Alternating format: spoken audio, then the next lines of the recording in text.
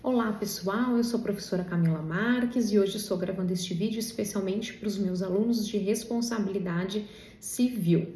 Vamos lá, nosso segundo vídeo de revisão. O tema de hoje é elementos essenciais da responsabilidade civil. Nós temos a conduta, a culpa, o nexo causal e o dano como elementos, então, essenciais da responsabilidade civil. A conduta que nós consideramos é uma conduta qualificada juridicamente, seja ela omissiva ou comissiva. E alguns autores consideram a conduta culposa, ou seja, existe uma junção do primeiro e do segundo itens, uma junção da conduta do primeiro item, primeiro elemento essencial, com o segundo, a culpa. E uma doutrina minoritária considera a culpa como elemento acidental da responsabilidade civil.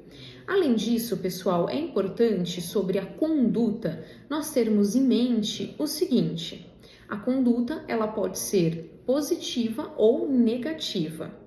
A conduta comissiva positiva é aquela que nós já imaginamos, uma conduta, um ato realmente praticado que vai causar um dano, tendo nexo causal entre a conduta e o dano.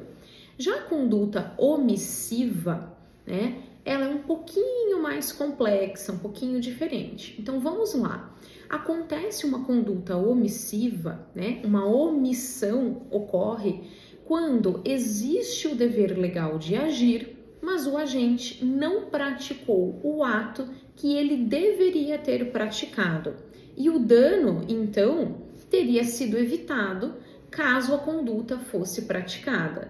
Então, nós temos 3 itens aqui a serem analisados em relação à omissão, à conduta omissiva. Existência de dever legal de agir, agente que não praticou esse dever legal, não praticou o ato que deveria ter praticado tendo esse dever, e o dano teria sido evitado caso a conduta fosse praticada, porque tem alguns danos que iriam acontecer ainda que essa conduta fosse praticada, não é mesmo?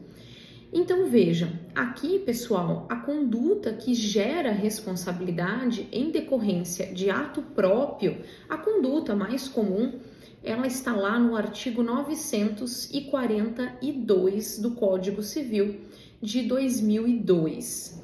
Já aquela responsabilidade civil que decorre da conduta de um ato de terceiro, da conduta de um terceiro, ela está no 932 do Código Civil. E a responsabilidade que também vimos em sala, em relação a um ato, a uma conduta de um animal, está no artigo 936 do Código Civil. Além disso, também vimos a responsabilidade em relação à construtora, a construção, e a coisa inanimada. Essas estão no 937 e no 938. E ainda, por último, porém não menos importante, a responsabilidade por produto, por um produto que você coloca no mercado e causa um dano. E aí essa responsabilidade está lá nos artigos 12, 13, 14, 18 e 19 do Código de Defesa do Consumidor. Então, para revisar as questões relacionadas a este primeiro elemento essencial da responsabilidade civil, que é a conduta, é necessário que vocês revisem todos esses artigos e leiam todos esses artigos do Código Civil. Além disso, quando nós falamos na culpa, que alguns autores, como dissemos antes, colocam ali uma junto da outra, a culpa que interessa para o direito civil, segundo o professor Flávio Tartucci, é a culpa lato sensu, Aquela, então, que tem o dolo, a intenção de prejudicar outrem e a responsabilidade integral, de indenização, e que também, abrange, além do dolo, a culpa stricto sensu. E aí é importante, pessoal, que vocês revisem os artigos 944 e 945 do Código Civil. E por fim, porque nós ainda não vimos o dano de forma aprofundada, por fim, veremos o nexo causal. Esse sim nós vimos em sala e vamos revisar aqui. O nexo causal ele é outro elemento essencial da responsabilidade civil. Vejam, o nexo causal ou nexo de causalidade constitui, como diz o professor Flávio Tartucci, o elemento imaterial ou virtual da responsabilidade civil, constituindo a relação de causa e efeito entre a conduta culposa ou o risco criado e o dano suportado por alguém. Então aqui, pessoal, o professor Flávio Tartucci também traz outros doutrinadores que nós vamos mencionar aqui, né, que são importantes e que eu também gosto muito e indico para os alunos. Tem um doutrinador muito tradicional, citei ele em sala para vocês também, que é o Caio Mário da Silva Pereira, que nos diz o seguinte sobre o nexo de causalidade. Abrem aspas. Para que se concretize a responsabilidade, é indispensável que se estabeleça uma interligação entre a ofensa à norma e o prejuízo sofrido, de tal modo que se possa afirmar ter havido dano porque o agente procedeu contra o direito. Fecham aspas.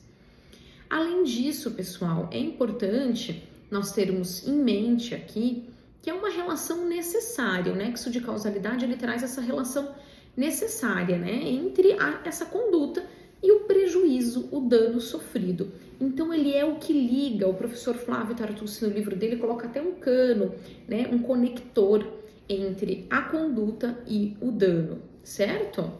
Então, é de extrema importância a gente ter, né, em mente essa questão do nexo de causalidade.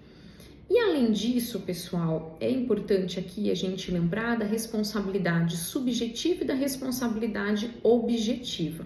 A responsabilidade civil subjetiva, a responsabilidade civil subjetiva, ela tem aqui, né, uma necessidade, por exemplo, como no caso dos profissionais liberais que nós vimos em sala, de se provar essa culpa, né? Diferente da responsabilidade civil objetiva, onde se assume o risco, se exerce essa atividade, se assume o risco. Então vejam como que fica o nexo de causalidade nesses casos que nós já vimos em sala. Na responsabilidade subjetiva, o nexo de causalidade ele é formado pela culpa genérica ou lato sensu, que inclui o dolo e a culpa estrita, artigo 186 do Código Civil, por exemplo. Na responsabilidade objetiva, o nexo de causalidade é formado pela conduta cumulada com a previsão legal de responsabilização sem culpa ou pela atividade de risco. E isso está lá no 927, parágrafo único do Código Civil. Além disso, pessoal, é importante a gente lembrar aqui que existem várias teorias justificadoras, né, que justificam o nexo de causalidade e que são teorias discutidas, inclusive, lá no âmbito do direito penal, né? E aí, a partir, então, do que ensina o professor Gustavo Tepedini e a professora Gisela Sampaio da Cruz, né, 3 dessas doutrinas, dessas teorias, merecem maiores destaques, né?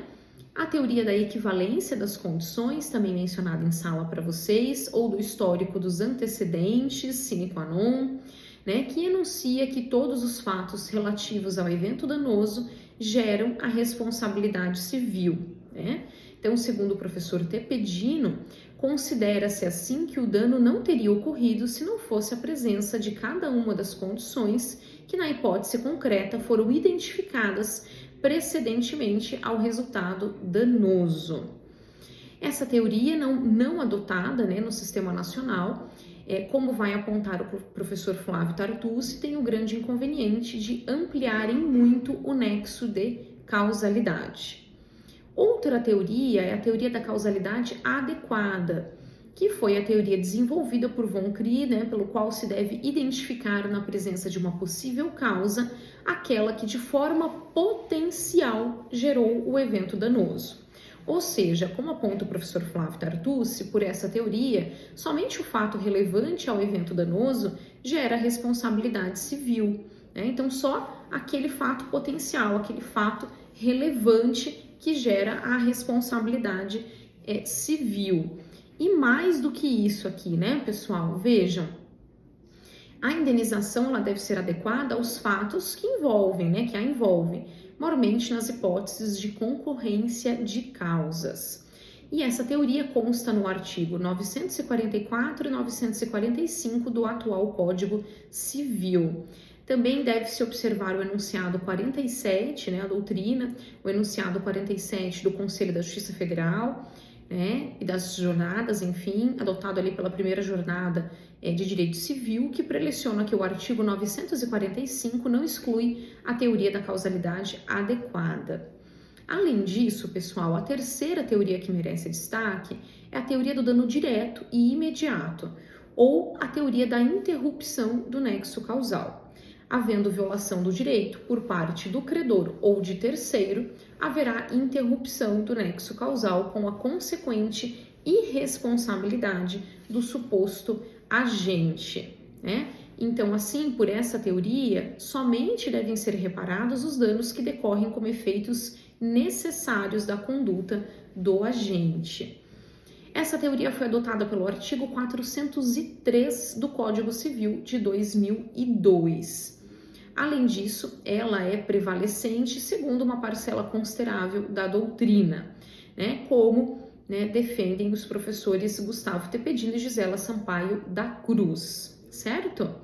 E além disso, pessoal, existem várias outras teorias, 12 teorias que foram desenvolvidas, citadas pelo professor Flávio Tartucci em sua obra de Direito Civil, e nós temos aqui diversas teorias, mas essas são as que mais importam, as 3 que mais importam, certo? Pessoal, nossa revisão acaba por aqui. Eu desejo a todos ótimos estudos, um abraço muito grande e até mais.